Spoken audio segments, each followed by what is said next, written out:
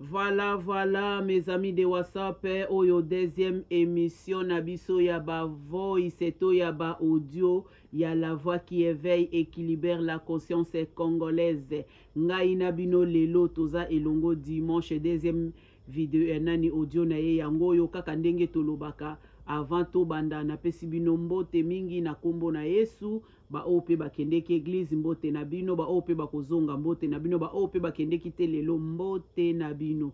Tozo continuer toujours na ba émission na biso. Na pesi pe lisusu pasteur Félix Sombo mbote na ye, na pesi lisusu Ridi Kasonga mbote na ye pe bisika zali na Kinshasa eroyo moto eza kopela dimanche kitoko na Clarisse Mbombo bino wana yango wana ya bino. Merci beaucoup tolanda ba message ya la voix. Merci beaucoup.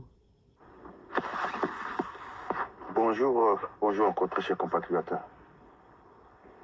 C'est votre frère La Voix qui éveille et qui libère la conscience congolaise. Lelo eza mardi le 25 mars 2025. 25.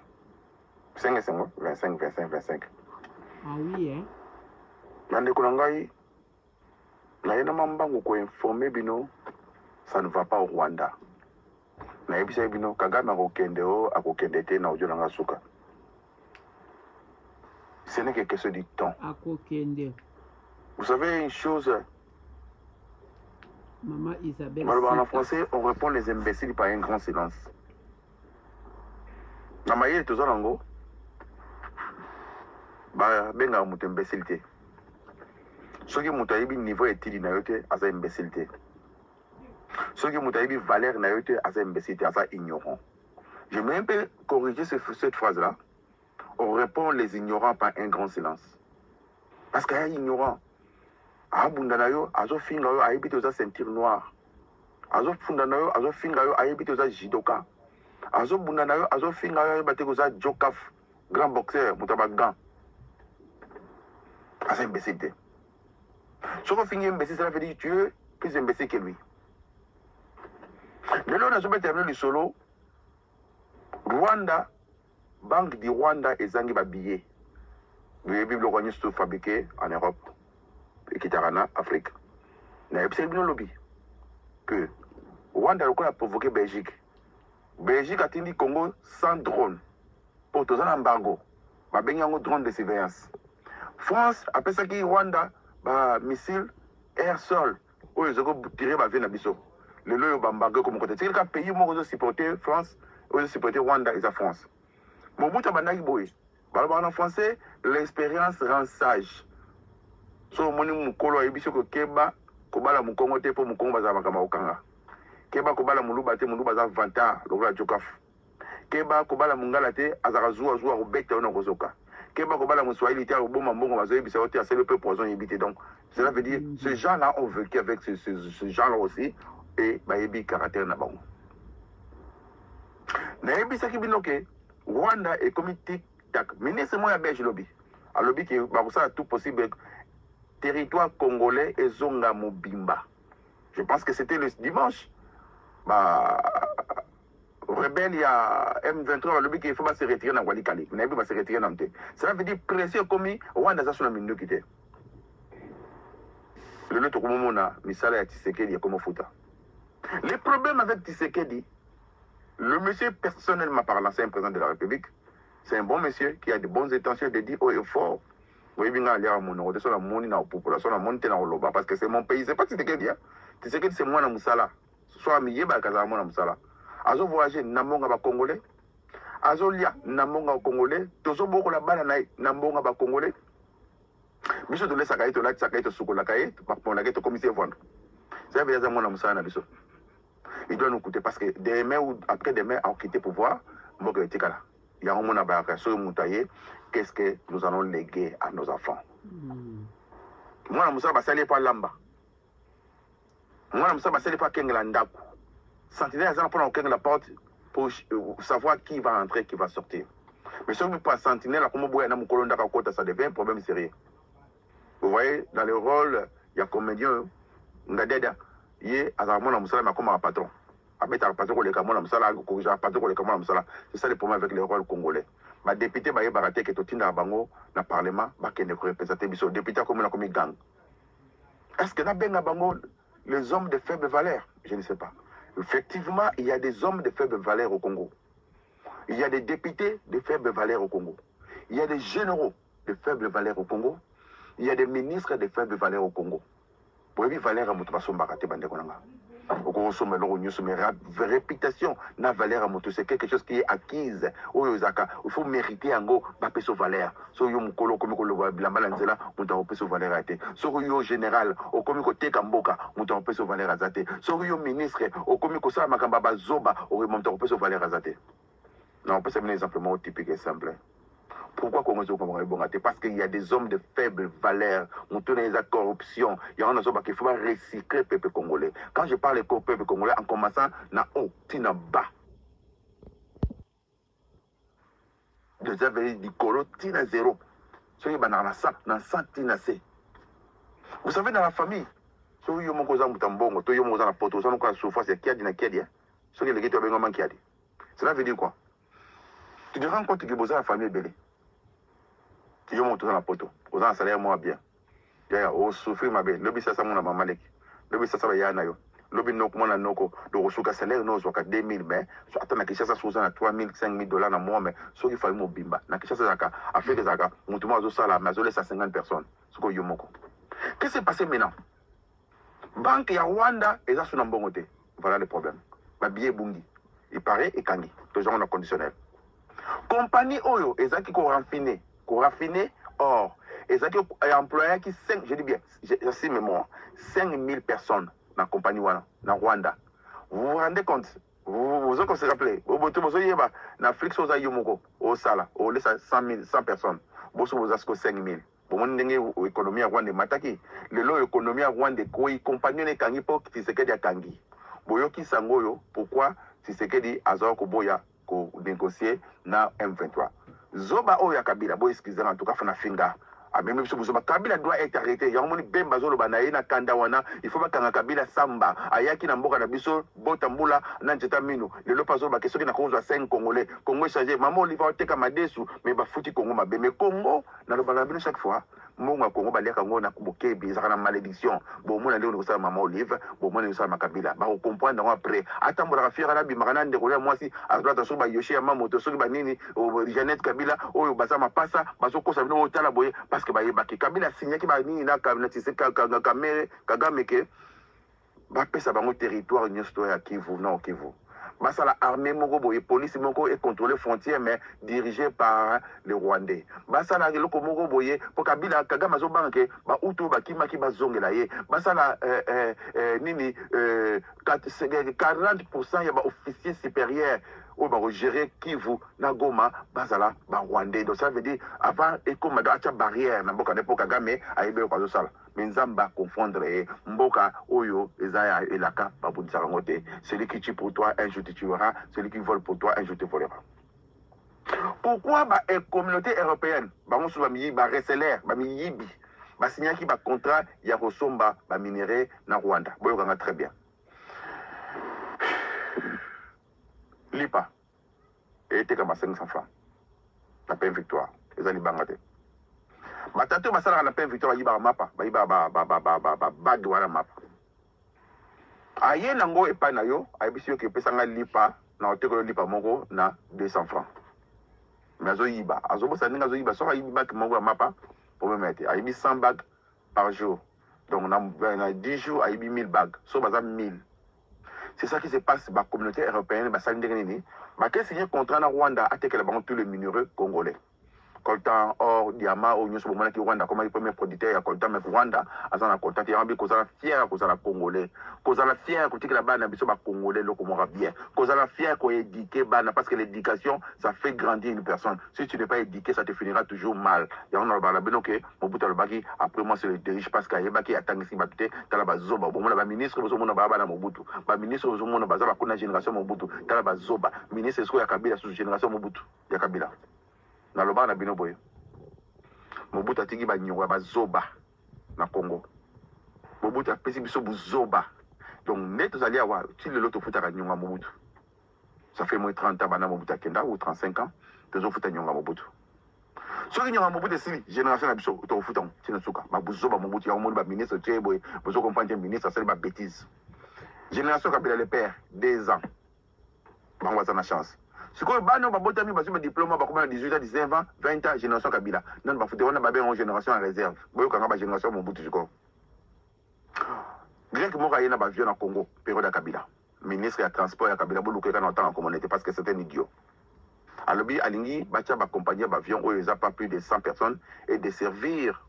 Kishasa po Kishasa comment pas aucun mboka bo avion zate matadi avion zate avion moko Kishasa Lubumbashi $2000 mais Kishasa poto $800 bon mon a dégâts ya mboka avion comme Lix mais na Rwanda Angola Luanda avion comme le Rwanda il to so via Sika 777 je crois 747 le mobuni mo so bien Sika biso ti le loba avion zakate mais besoin de ministre de transport. Oui, comme ministre du transport, Yakabila, a ebisi mundele wana, problème est intérêt dans les années nakati. Intérêt non ni intérêt dans les population va servir. Vous êtes là un ministre pour servir les autres. Ote, avant la paix, ça une autorisation. Il y a ko bavie ben matin et il y a Congo awa et na lingi ngana 60%, yo 40%. De la to bandira vocal moi, même sur le embêté. Ministre ya Zoba, Yakabila, mwana Mobutu, ça veut dire mwana Mobutu mais génération Mobutu atikela biso. Bayena ba vieux na Congo pour ça transport grec ayi ça grec wana ke soro lingi ngai na zwaka ngai 60% de avion na yete moni so ba muto bon mon mboka nekende muto to azo mon intérêt na ma mon intérêt mboka te génération Mobutu il faut beaucoup fa binyo so pomboke bonga. Alors qu'est-ce qui s'est passé na Rwanda? 5000 personnes basées dans le chômage. Le ventre affamé n'a pas d'oreille. Na benga rabino na ebisa rabino tout ça na 17 rébellions. Rébellion externe na les rébellions internes. Rébellion externe oyo ba Rwanda ba sala biso ba côté biso to Kimi Mobutu Kimi. Rébellion interne oyo Goïta Asali Chani Asali na Niger na nani Ibrahim Traoré. Si Kabila mais na moko na ngozo ya kala mingte. Si c'est pas l'excès c'est l'interne. Tic tac tic tac. Maloba nga boka maloba tic tac tic tac tic tac.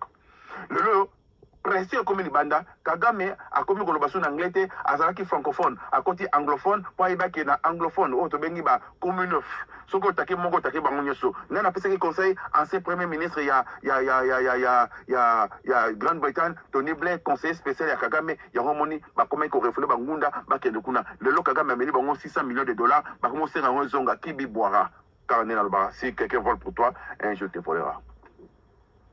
Bandekona s'est préparé, Rwandais va se préparer na pire.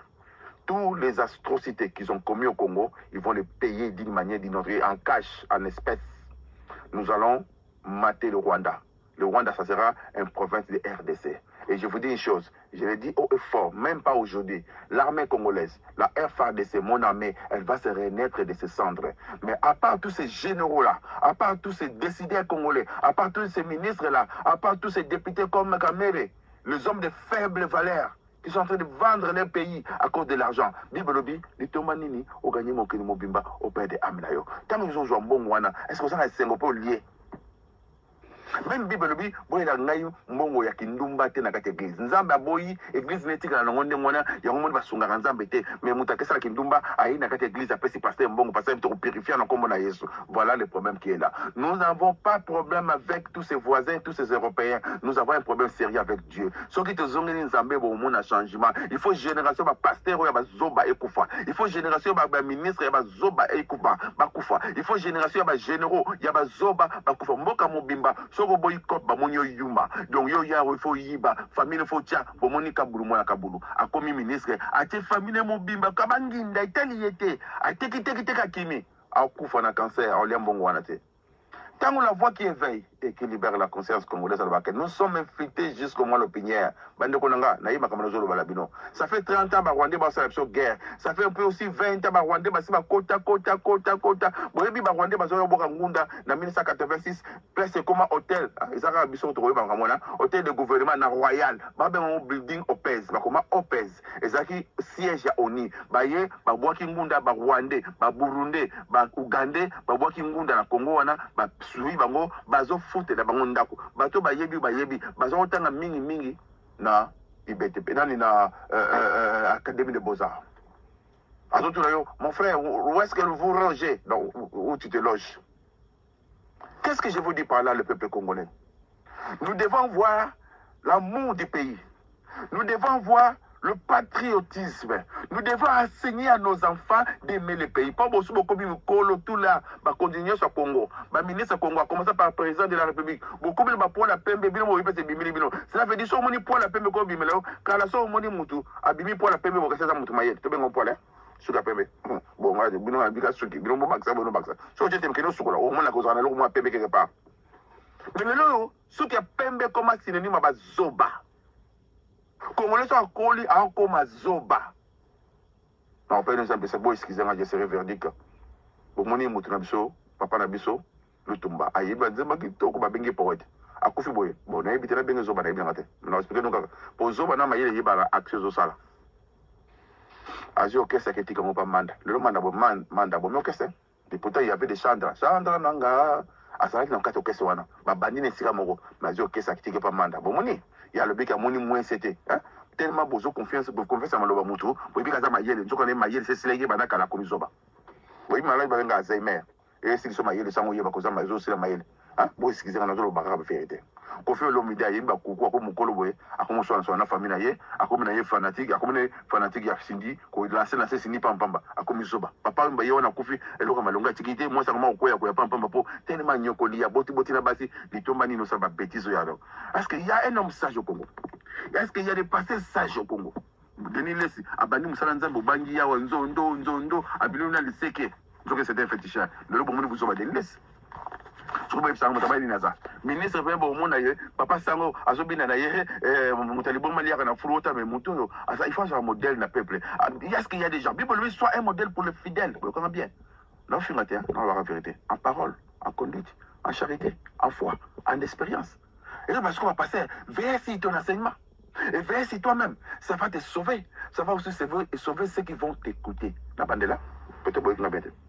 Bible, soit un modèle, on a un pasteur. Pour les fidèles, pasteur, en charité, en foi, vous rappelez mon dimanche, en expérience, en conduite, en tout. Veille sur ton enseignement. Mais d'abord, enseignement de l'Est. Est-ce que Denis s'en entend? Il y a l'apostasie dans le Congo. J'assime mes propos. Quand je vous dis Tongo, midi, pourquoi Dieu ne plus au Congo? Vous voyez bien. Nzamba Baya Congo, Atika Congo, na piste bangonye sur babazo yabate, baling kotangate. Je le répète haut et fort. Le Congo, c'est un pays laïque à majorité chrétienne. Vous voyez bien. Je répète. Le Congo, c'est un pays laïque à majorité chrétienne. Je n'ai pas de problème avec tous ces groupes religieux là. Je n'ai pas de problème là. Je n'ai pas de problème. Mais le problème est quoi? Bisso, ma chrétien, et Pekisami, Ozala, polygame.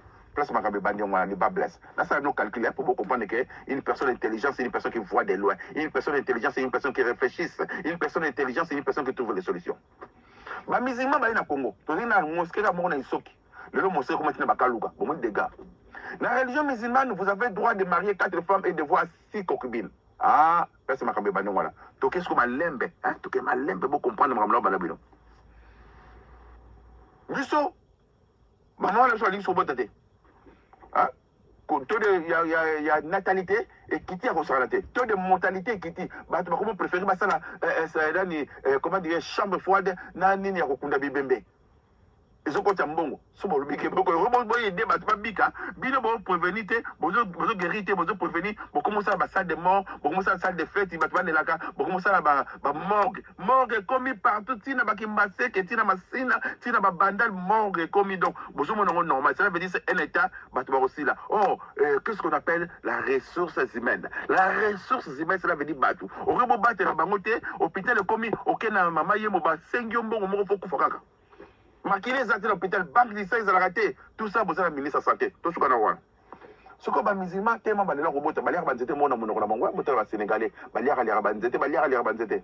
J'étais ne pas ça, bango, na kibu, pili, klikiti, ya bon, kundu, ya banzoto, la bango. Tout ce qu'on a un musulman, à son abassi 4, au babala, na 6 concubines. Et pas dans la religion, bangoza, toléré. C'est quoi, aboti, dibana. Tout le monde est dégâts. Yo Congolais na mère, vous avez voisin, vous avez combien? Maman a choisi de dire que le fille est là, sous Dibana, tout le monde est comment émancipation de la femme. Ça n'engage que. Ce que yo, la génération de 4 ban, de Bozawana, Raoul, Ozara 4 ban. La génération, il y a musulmans, on a 10 ban. 10 ban, il y a 100 ban. 100 ban, on a 10 basi. Vous avez une population. Les musulmans ils ont maté na Congo car les musulmans ils ont semblé la religion musulmane ils na Congo et ça qui qui est en c'est sûr qu'il y a le comme deuxième religion na kata Congo bon moi des gars il y a un peu je vais la carême la bango je sais la calamité bon moi que ça amène un stade période kuna ba musulman ba siliki il y a encore des intégristes ba comment bon ma policier par exemple quand garçon ba 4 policiers mutu mana wana bazala binga bango bible il sera un contre tous contre un Ismaël pour na bango abotama dia na kelimo boye il y a rébellion nzamba Takaipo, Azalaka, Mwana, ya Agar, Azalaka, Mwana, ya Musala, ya Abraham, na Sarah. Bon, il des gars, mais parce qu'on est Talibanda, bah Ismaël, bah il y a désordre. So, ok, na Sosia, à Sosa, je crois. Il y a université musulmane. Ils vont former quoi? On a posé une question. Bah, ok, cours na bango, pour bah, na tous en chrétien, tous en chiite, na sunnite. Le lo oyo, le lo so bomoni de le terrorisme comme mingi, ezaba sunnite oyo wuti na Arabie Saoudite. Ba ngonde ba formé pende ba bengango islam radical e wuti na Arabie Saoudite parce que ba chiite bazaba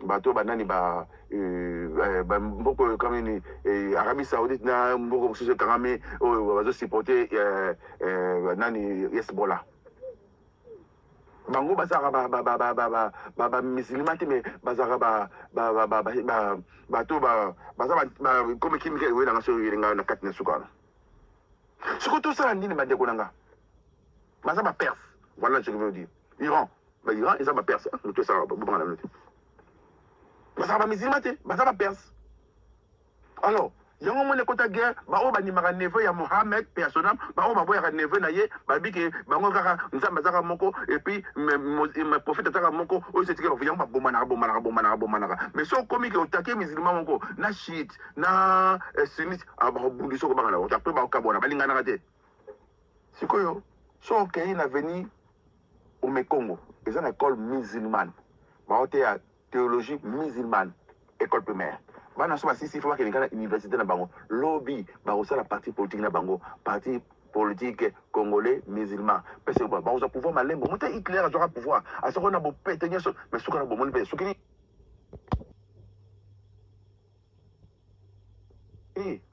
bande konangai puisque nous travaillons avec Dieu nous vous exhortons à ne pas recevoir la grâce de Dieu. Je n'ai pas de problème avec les musulmans. Là, ça nous a besoin de faibles valeurs. Pas généraux de faibles valeurs. Pas ministre de faibles valeurs. Pas tumara mitaka na mitaka. Makamamboka balingo lobate. So mutaka alingo lobang. Le lot au monde Rwanda n'est pas kendele. Calamité Rwanda, ils ont de la Rwanda. Mais le problème est quoi? Le président de la République n'a pas chef lokoyo. Aux communicants na batu yo zotia soko lingo sonye constitution au monde va faille effectivement il faut expliquer te bible la kisa mwana nzela kotambola quand il sera vieux il s'en détournera point il faut éduquer mwana il faut ko éduquer bana osana pas de former peuple tant likambo na kebo yokei lobité to fani ka boye je ne peux pas parler avec le parti je vais parler avec le chef lobi nango bom OK sur là ça mutaye ba ozu avion bang OK sur là na Kagame oui on n'a discuté pas parce que vous voulez nous trouver une solution là je vous vois vous voulez nous trouver une solution mais solution moi expliquer petit bande konanga na ringa changer constitution pour quelle raison? La constitution Kabila a signé qui oyo. Peuple a décidé. Nous sommes un peuple souverain. Mais non, Patrick Mouyayoche, il ne sait même pas comment parler. Je ne sais pas s'il veut arriver au Kolobata comme on a eu. Ta façon de le dire, avant Tchamou, tu papa n'angata la yena nou, na poto wa tomoni, na États-Unis, pour pas comme ça, mon ministre, fallait que na Sénat, pas auditionner. Non, bisous la tombe, nommez-moi ceci, nommez-moi cela, nommez-moi ceci, seulement ceci. Eh bien, voilà le problème avec les Congolais. Congo, parce que le pays, bon, excusez-moi, est désorganisé avec des désordres organisés. Nous avons là, un certain de 4 matin, boum, à combien il faut l'homme, les hommes de faible valeur. C'est la raison pour laquelle nous Bassi Kagame. Tout le monde sait qu'il pense que je vais pouvoir faire Kagame. Je le dis haut et fort, il y a une nouvelle génération de Bima. Ça a commencé déjà par Mutamba. Votre parcours à Mutamba. C'est des parties visibles, il y a génération wana. Mutamba zali mutu ya bibon, mais na kati zana kati. Mutamba zali volcan ils bourdonné. Le verbe bourdonner ça veut dire ça. Il y a un Congolais va comprendre que tout ça mboka. Ce n'est pas trop tard dans Makamba Congo, mais c'est tard. En français, mieux vaut tard que jamais. Je parle aux hommes, je m'adresse aux hommes de faible valeur. Écoutez-moi très bien. Vous qui êtes en train de vendre le pays, vous qui avez signé le pacte avec Kagame, vous allez partir vous tous. Dis-moi de gré ou de force, physiquement, moralement et spirituellement. Beaucoup kufa. Mboka neza nzambe ekotika la nzambe oya zoli mbonga Congo na ndenga mabe na makina ba congolais bana na yo ba kolele belé okolela bana bano kufa moko moko okotika eloko moko te na mokilo comprendre que non ce n'est pas normal du tout parce que le pays là appartient à Dieu. Soki bino bokundeli mboka na te nzamba kobundela mboka alo banga na bino te na yima kamna solo ba bible biso bobo sala ngai na kotelemisa mabanga tant bible ba mabanga engo bateli banga ekoma mutu mutu akokoma libanga lokola libanga mungwa mais ça bato baza na mitema libanga babongola mitema te ba païen ba koma ba chrétien na christianisme ba païen bino bofingaka babenga ngo ressources humaines ya christianisme yango ko négliger païen te bondela pona bango po yo moko za na païen avant koma chrétien mais comme ofinga ba païen ba mona makamuna bango to senga nzambe apesa ba kodina biso sagesse bible lobi o azangi sagesse asenga na foi na kopesa il y a manque de sagesse il y a que des hommes faibles na Congo il y a que des bakonzi de faible valeur azo ba valeur na été pona mwasi ateki mboka lokola Kabila le père a lokola biso Kabila le bino bakonza mboka bokomi ko sanza valeur vers comment dire venez na bino même bemba lobi ke Kabila za Rwanda boyeba ki mpo boloba de no saki honte botiki atambusi biso abomiso mais on vous pardonne demi pardon mieux vaut tard que jamais bande ko to ça bloc soki Tshisekedi bomé Kabila minengo trozambeli Tshisekedi je le dis au fort tu dois tuer Kabila tu dois faire partie Kagame tu dois nazo peso ordre posa mona musala na biso excusez-moi de vous dire ça oza mona musala c'est un ordre de gré ou de force c'est un ordre spirituel on comprend l'été ça finira toujours Kagame Rokendo okende yo mon roté sur aussi manana yo ozala Kagame celui qui tue par l'épée mourra par l'épée Kagame a fait fouiller Mobutu yepe ba kimi se kandena kimi si mobu akimi si batu je n'ai jamais vu je le dis au fort un dictateur reste toujours pratikala serena na poste na bakima ka bazara na mbangu soto bandi na Kadhafi tokiti na Amin otobengi Idi Amin toke na Napoléon toke na Ceausescu toke tous les dictateurs sur la bango kazala na mbangu bon sur ba pantin na ye na ba bouffon ya ba congolais vous allez payer on va vous traquer c'est pas une menace vous allez faire vous serez bonyoko limboka na mingi que Dieu bénisse les Congolais qui protège Tshisekedi et madame Wagner. C'était votre frère, la voix qui éveille et qui libère la conscience congolaise. Je vous remercie. Voilà, tokomi na suka ya ba audio na biso.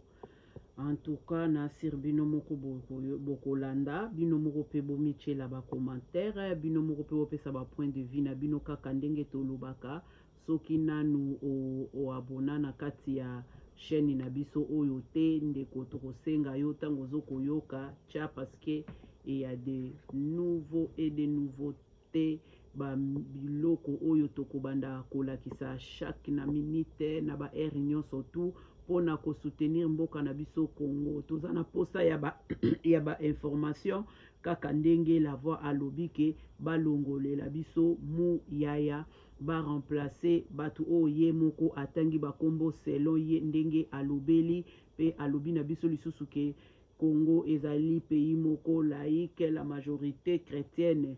Alors, apengle lisolo ya ba musulmans, en tout cas, côté wanaba mekalisusu ko revoir yango très bien parce que toko koma na bitumba moko boye na mikoleko ya oyo ke toko kokako kanga yango te ba chrétien balingaka kobunda te ba chrétien balingaka nzamba kosala mais un musulman soko yebisi ekende ko tia bombe place wana akokipe kutu te akokota che ba oye kozwa ezui ba oye kolati ba oye kotumbe ba oye kopanze ba oye kozikisi alors fachi betona ba oyo bozo travailler na bango bomeka kotala likambo wana ekoede makasi biloko mususu tango nga nalandaka ba audio oyo nalandaka ba point na yokaka ba point oyo ke ebimi lokola révélation na kati yango nde totelemelaka merci na bino À bientôt lisusu na 18h. Rendez-vous na biso na papa na biso Noël Luzolo na 18h30 na air ya Europe. Na bango kuna na Canada eza na 14h30. Alors à tout à l'heure, merci beaucoup. Au revoir à tous mes amis de WhatsApp. Nazo zela bino lelo e yinda ebeba ebeba. Merci.